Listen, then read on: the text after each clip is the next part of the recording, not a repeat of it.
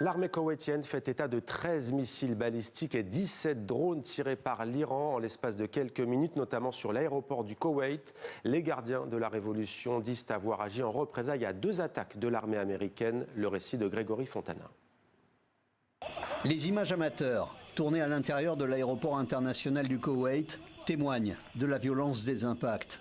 L'armée koweïtienne dit mercredi avoir fait face à 13 tirs de missiles balistiques et 17 drones iraniens.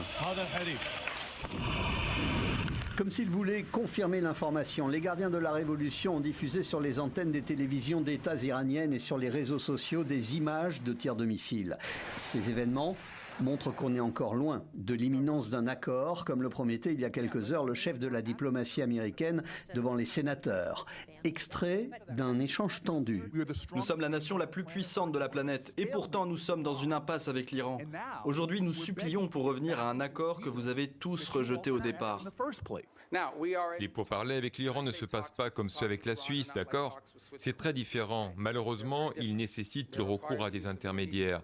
Mais nous continuons à espérer que cela aboutisse aujourd'hui, demain ou la semaine prochaine. Tension armée, tension diplomatique, le Koweït vient de décider d'expulser 2 membres de l'ambassade iranienne. Autre terrain de tension, le détroit d'Ormuz. Ce pétrolier n'atteindra pas l'île iranienne de Karg.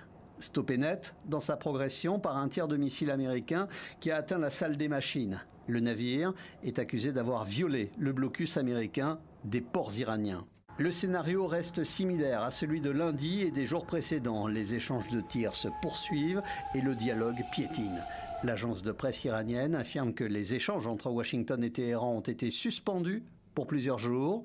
Mais fidèle à son habitude d'enjamber les canaux diplomatiques habituels et certaines réalités, Donald Trump a annoncé qu'il allait probablement rencontrer le guide suprême iranien, Mojtaba Khamenei.